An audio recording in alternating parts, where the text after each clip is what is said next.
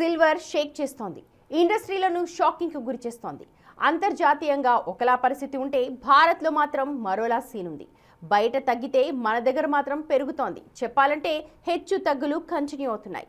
వీటికి తోడు కేంద్ర ప్రభుత్వం తాజాగా తీసుకొచ్చిన ఆంక్షలతో సిల్వర్ గేమ్ ఒక్కసారిగా మారిపోయింది. ఇంతకీ వెండి భవిష్యత్ ఏంటి? క్రాష్ అవుతుందా? క్రాష్ చేస్తుందా?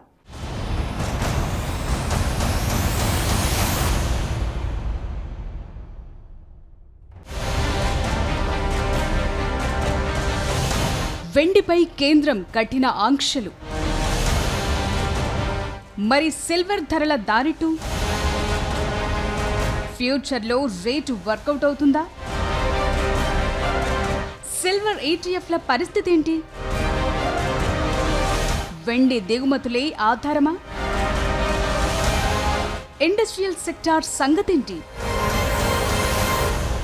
అవును, భారత్లో వెండి ధరలు మళ్లీ రేస్లోకొచ్చాయి. జనవరిలో కిలో వెండి ధర రికార్డ్ స్థాయిలో 3.70 లక్షల నుంచి 4.10 లక్షల వరకు ఆల్ టైమ్ హైని తాకిన తర్వాత మార్చ్ ఏప్రిల్ నెలల్లో భారీగా కరెక్షన్ కు లోనయ్యింది. అయితే తాజా అప్డేట్స్ ప్రకారం దేశీయ మార్కెట్లలో వెండి ధరలు మళ్లీ వేగంగా పెరుగుతూ కిలోకు 2,60,000 రూపాయల నుంచి 2,90,000 మధ్య ట్రేడ్ అవుతున్నాయి. గ్లోబల్ మార్కెట్ల కంటే ఇండియన్ మార్కెట్లలోనే వెండి ధరల పెరుగుదల వేగం ఎక్కువగా ఉంటోంది. వెండి దిగుమతిని ఫ్రీ నుంచి రెస్ట్రిక్టెడ్ కేటగిరీకి కేంద్రం మార్చింది. దీంతో సర్కార్ ఆంక్షలతో దేశంలోకి వెండి దిగుమతులు తగ్గిపోతాయంటున్నారు. దీనివల్ల డిమాండ్ కు తగ్గ సరఫరా లేక మార్కెట్లో రేట్లు పెరగటం ఖాయమంటున్నారు. ఇక దేశీయంగా వాడుతున్న వెండిలో 80% పైగా దిగుమతవుతున్నదే కావటంతో సమస్యలు పెరుగుతున్నాయి. ప్రపంచ మార్కెట్లతో పోలిస్తే ఇండియాలో వెండి రేట్లు చాలా స్పీడ్ గా పెరుగుతున్నాయి. ఒక్క మే నెలలోనే లోకల్ గా వెండి ధరలు దాదాపు 10% పెరగ్గా అదే టైంలో అంతర్జాతీయ వెండి ధరలు సుమారు 4% మాత్రమే పెరిగాయి. ఈ రేట్ల తేడా ప్రస్తుతానికి అసాధారణంగా కనిపిస్తోంది. ఈ భారీ తేడాకు కారణం ప్రపంచ డిమాండ్, మార్కెట్ సెంటిమెంట్ కు మించి అంటున్నారు.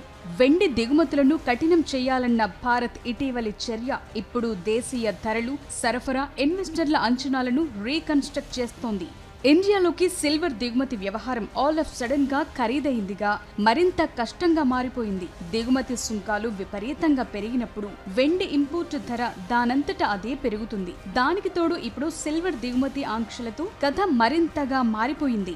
సో ప్రపంచ వ్యాప్తంగా ఈ ధరలు కొంత పెరిగినా కూడా ఇండియాలో మాత్రం చాలా జెట్ స్పీడ్ ను అందుకునేలా కనిపిస్తున్నాయి. ఎందుకంటే దేశీయ మార్కెట్ కు ఉండాల్సిన సమస్యలున్నాయి. అవేంటంటే అధిక దిగుమతి ఖర్చులు, సరఫరా అంచనా, మరింత కఠినమవటం, కొరతలు, ఇవన్నీ సవాల్గా మారుతున్నాయి.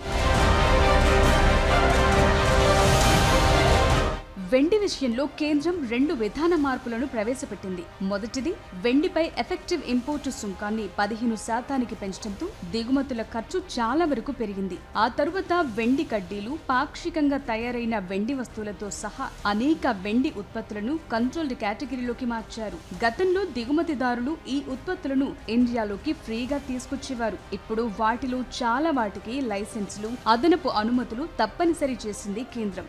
భారత్లో వెండికి డిమాండ్ చాలా బలంగా ఉంది. విలువైన లోహాలు, ముఖ్యంగా వెండి దిగుమతులపై భారత్ ఆలోచన విధానం మారుతోంది. కారణం, మ్యాటర్ అటు తిరిగి ఇటు తిరిగి విదేశీ మారక ద్రవ్యం వద్దకే చేరుతోంది. ఇండియా ప్రస్తుతం అధిక ముడి చమురు దిగుమతి బిల్లులు, రూపాయిపై ఒత్తిడి, వాణిజ్య లోటు ఆందోళనలు, ప్రపంచ భౌగోళిక రాజకీయ అనిశ్చితి మధ్య ఉంది. ఇలాంటి టైంలో విదేశీ మారక నిల్వలపై తీవ్ర ఒత్తిడిని కలిగించే దిగుమతులను తగ్గించాలనుకుంటున్నారు. భారత్ ప్రతి సంవత్సరం భారీ ఎత్తున వెండిని దిగుమతి చేసుకుంటుండటంతో ఆ ఆందోళనలో వెండి కూడా క్రమంగా ఒక భాగంగా మారుతోంది. వెండి అనగానే అందరికీ ఆర్నమెంట్స్ వ్యవహారం మాత్రమే గుర్తొస్తుంది. కానీ ఇవాల్టి రోజుల్లో వెండికి పారిశ్రామిక డిమాండ్ బాగా పెరిగింది. సోలార్ ప్యానెల్స్, ఎలక్ట్రిక్ వాహనాలు, ఎలక్ట్రానిక్స్, సెమీ కండక్టర్ తయారీలో కీ రోల్ గా ఉంది. ప్రపంచ వ్యాప్తంగా వెండి స్వచ్ఛమైన ఇంధన ఉత్పాదక లోహంగా మారుతోంది. స్వల్పకాలంలో అస్థిరత ఉన్నప్పటికీ దీర్ఘకాలిక డిమాండ్ అంచనాలు బలంగా ఉండటానికి ఇది ఒక కారణం. నిజానికి వెండి వ్యవహారం భారత్కు ఒక సవాల్ను కూడా సృష్టిస్తోంది. విదేశీ మారక నిల్వలను కాపాడుకోవటానికి దేశం వెండి దిగుమతులను కంట్రోల్ చేయాలనుకుంటున్నా, మరోవైపు సోలార్ పవర్, ఈవీ ఉత్పత్తి వంటి ఇండస్ట్రీలు వెండిపై రోజు రోజుకు ఎక్కువగానే ఆధారపడాల్సి వస్తోంది. వెండిపై తాజా ఆంక్షల వెనుక వాణిజ్యపరమైన కోణం కూడా ఉందంటున్నారు. స్వేచ్ఛ వాణిజ్య ఒప్పందాల కింద తక్కువ సుంకాలు ఉండే దేశాలైన థాయిలాండ్, యుఏఈ ద్వారా కొంతమంది దిగుమతిదారులు వెండిని రవాణా చేస్తున్నారని అధికారులు అనుమానిస్తున్నారు. ఈ రూట్ల ద్వారా అసాధారణంగా భారీ స్థాయిలో వెండి దిగుమతులు వస్తుండటంతో కేంద్రం అలర్ట్ అయింది. అధిక సుంకాలను తప్పించుకోవటానికి వెండిని ఇలా దేశంలోకి తీసుకొస్తున్నారన్న డౌట్లతో పర్యవేక్షణను కఠినం చేయడానికి లూప్ హోల్స్ తగ్గించేలా కొత్త ఆంక్షలనైతే తీసుకొచ్చారు. ఇది కాస్త వెండిని మరింత స్పీడ్ పెరిగేలా చేస్తోంది. గతంలో వెండి రేట్లు ప్రధానంగా అంతర్జాతీయ పరిస్థితులు, డాలర్ ఇష్యూస్, వడ్డీ రేట్లు, మొత్తం వరల్డ్ రిస్క్ సెంటిమెంట్ ఆధారంగా ఉండేవి. అయితే ఇప్పుడు కేంద్ర ప్రభుత్వ విధానమే రేట్లను ప్రభావితం చేస్తోంది. అంటే సిల్వర్ ఈటీఎఫ్లలో పెట్టుబడులు పెట్టేవారితో సహా వెండిని ట్రాక్ చేసే ఇన్వెస్టర్లు ప్రపంచ వెండి ట్రెండ్లతో పాటు దిగుమతి సుంకాలు, డీజీఎఫ్టీ నిబంధనలు, వాణిజ్య ఆంక్షలు, కరెన్సీ హెచ్చుతగ్గులు ఇలాంటివన్నీ కీలకంగా మారుతున్నాయి. వెండికి ప్రపంచవ్యాప్తంగా పారిశ్రామిక డిమాండ్ పెరిగింది. అటు భౌగోళిక రాజకీయ అనిశ్చితి కూడా తోడగింది. దిగుమతి ఆంక్షలు పెరిగాయి, సరఫరా సమస్యలు ఎక్కువయ్యాయి, ఇన్వెస్టర్ల ఊహాగానాలు ఇవన్నీ కలిసి ధరల్లో తీవ్రమైన హెచ్చుతగ్గులకు దారితీస్తున్నాయి. ముఖ్యంగా దిగుమతి విధానాలు కఠినమైన మనలాంటి దేశీయ మార్కెట్లలో ఈ ఇష్యూ ఎక్కువగా కనిపిస్తోంది. అంతర్జాతీయంగా పోలిస్తే మన దగ్గర సిల్వర్ రేట్లు ఇలాగే పెరిగితే ఆభరణాలే కాదు, సోలార్ ప్యానెళ్లలో వెండిని విస్తృతంగా వాడుతున్న సంస్థలపైన ప్రభావం ఉంటుంది.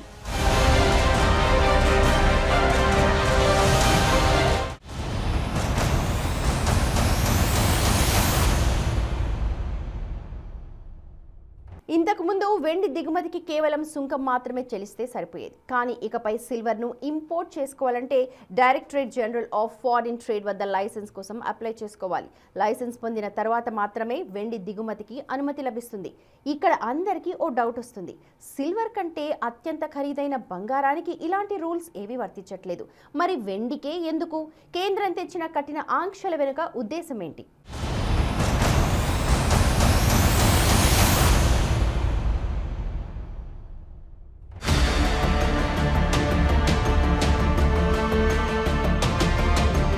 విదేశీ మారకపు నిల్వలను ఆదా చేసుకోవాలని దేశ ప్రజలకు ప్రధాని మోదీ పిలుపునిచ్చాక పరిస్థితులు వేగంగా మారిపోతూ వస్తున్నాయి. మే 12న బంగారం, వెండిపై ఉన్న దిగుమతి సుంకాన్ని 6 నుంచి 15% పెంచింది కేంద్రం. ఆ తరువాత directorate general of foreign trade DGFT May 16న వెండి దిగుమతులపై సరికొత్తగా ఉత్తర్వులను జారీ చేసింది. బంగారం, వెండిపై దిగుమతి సుంకాన్ని పెంచిన 4 రోజుల తర్వాత ఈ నిర్ణయం వెలువడింది. కొత్త రూల్ ప్రకారం లైసెన్స్ తీసుకుంటేనే వెండి ఇంపోర్ట్ చేసుకునే అనుమతి లభిస్తుంది. అసలు మీకు లైసెన్స్ ఇవ్వాలా వద్దా అని డీజీఎఫ్టీ డిసైడ్ చేస్తుంది.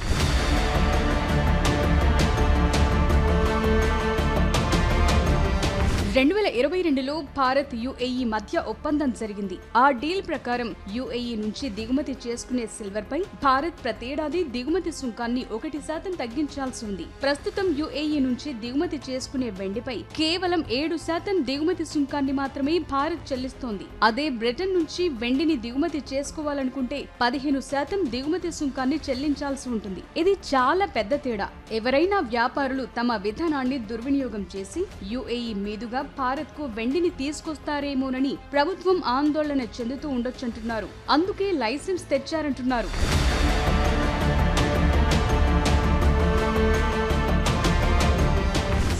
మన దేశంలో వెండి ధరలు పెరగటానికి చాలా కారణాలున్నాయి. అందులో మొదటిది దేశంలో విదేశీ మారక నిల్వలను కాపాడేందుకు కేంద్ర ప్రభుత్వం వెండి బార్ల దిగుమతులపై ఆంక్షలను కఠినతరం చేయడం. దీనివల్ల దేశీయ మార్కెట్లోకి ఫిజికల్ సిల్వర్ రాక చాలా తగ్గి సరఫరా కొరత ఏర్పడింది. సప్లై తగ్గటంతో దేశీయంగా ధరలు వేగంగా దూసుకుపోతున్నాయి. వీటికి తోడు గ్రీన్ ఎనర్జీ, క్లీన్ టెక్నాలజీల నుండి భారీ డిమాండ్ ఉంది. బంగారంతో పోలిస్తే వెండి కేవలం ఆభరణాలకే కాకుండా పారిశ్రామికంగా అత్యధికంగా ఉపయోగపడుతుంది. ముఖ్యంగా సోలార్ ప్యానెల్స్ తయారీ, ఎలక్ట్రిక్ వాహనాలు, సెమీ కండక్టర్లు, ఏఐ హార్డ్వేర్ పరిశ్రమల్లో వెండి వినియోగం విపరీతంగా పెరిగింది.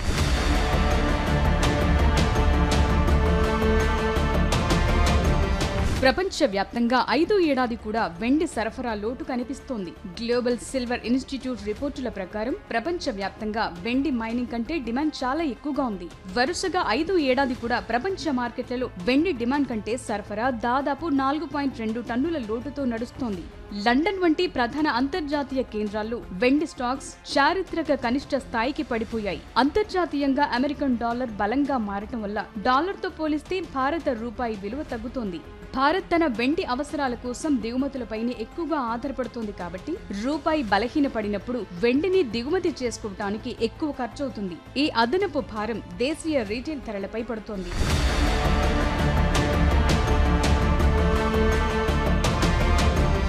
వీటికి తోడు ప్రపంచవ్యాప్తంగా నెలకొన్న భౌగోళిక రాజకీయ ఉద్రిక్తతలు, ఆర్థిక అనిశ్చితి కారణంగా ఇన్వెస్టర్లు సురక్షితమైన ఆస్తిగా వెండి వైపు మొగ్గు చూపుతున్నారు. అంతేకాకుండా బంగారం ధరలు సామాన్యుడికి అందుబాటులో లేనంతగా పెరగటంతో రీటైల్ ఇన్వెస్టర్లు సిల్వర్ ఈటీఎఫ్లు డిజిటల్ సిల్వర్ రూపంలో ప్రత్యామ్నాయంగా వెండిలో పెట్టుబడులు పెంచుతున్నారు. నిజానికి వెండి కథ డిఫరెంట్ గా ఉంటుంది. వెండి మార్కెట్ పరంగా చూస్తే చాలా ఒడిదుడుకులతో ఉంటుంది. ఒకే వారంలో 10,000 నుంచి 30,000 రూపాయల దాకా పెరగటం లేదా తగ్గటం ఇలాంటివి కనిపిస్తుంటాయి. సో ఇన్వెస్టర్లు జాగ్రత్తగా ప్లాన్ చేసుకోవాలన్న సూచనలు వస్తున్నాయి.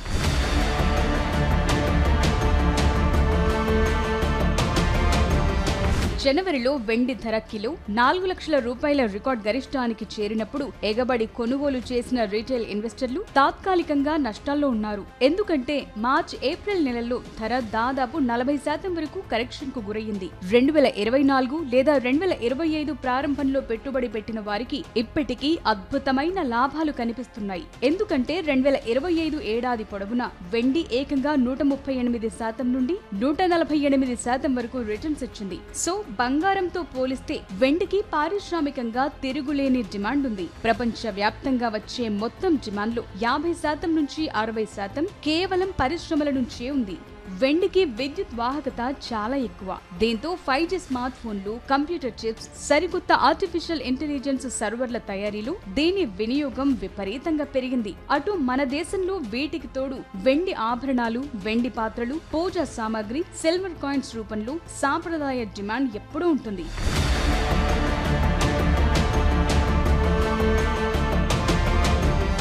ఈ ఏడాది ఫిబ్రవరి, మార్చిలో వెండి ధరలు క్రష్ అయినప్పుడు భారతీయ మ్యూచువల్ ఫండ్స్ నడుపుతున్న దాదాపు 17 సిల్వర్ ఈటీఎఫ్లు ఒక్క నెలలోనే 13% నుంచి 19% వరకు నష్టాలను మూటగట్టుకున్నాయి. 2025లో సిల్వర్ ఈటీఎఫ్లు దాదాపు 80% నుంచి 90% పైగా రిటర్న్స్ ఇవ్వడంతో చాలా మంది ఇన్వెస్టర్లు ధరలు పడిపోకముందే ఈ ఏడాది ఫిబ్రవరిలో తమ ఈటీఎఫ్ యూనిట్లను అమ్మి లాభాలను పొందారు. దీంతో 2 ఏళ్లలో మొదటిసారి సిల్వర్ ఈటీఎఫ్ల నుంచి భారీగా నిధులు బయటకు వెళ్లాయి.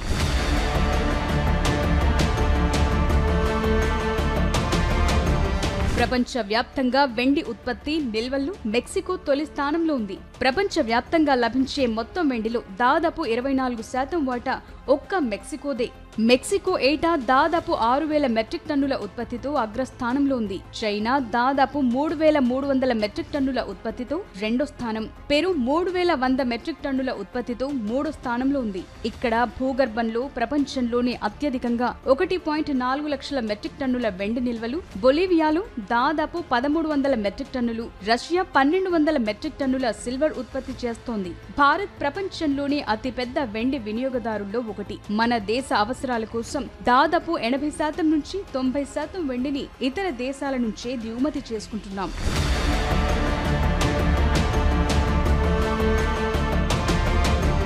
భారత్ సాధారణంగా ఏడాదికి సగటున 4,500 నుంచి 5,000 టన్నుల వెండిని దిగుమతి చేసుకుంటుంది. అయితే ఇండస్ట్రియల్ డిమాండ్ విపరీతంగా పెరగటం వల్ల ఇటీవలి కాలంలో దిగుమతులు భారీగా పెరిగాయి. 2025 ఏప్రిల్ డిసెంబర్ మధ్య కాలంలోనే భారత్ ఏకంగా 5,727 టన్నుల సిల్వర్ ను ఇంపోర్ట్ చేసుకుంది.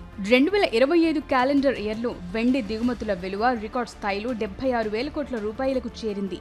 భారత్ ప్రధానంగా Mexico, Britain, China, Argentina, United Arab Emirates వంటి దేశాల నుంచి వెండిని దిగుమతి చేసుకుంటోంది. మన దేశంలో కూడా వెండి ఉత్పత్తి అవుతోంది. కానీ అది మన అవసరాలకు ఏమాత్రం సరిపోదు. భారత్లో ప్రత్యేకంగా వెండి కోసం మాత్రమే కేటాయించిన పెద్ద గనులు లేవు. దేశీయంగా ఏటా కేవలం 800 మెట్రిక్ టన్నుల లోపు వెండి ఉత్పత్తి అవుతోంది.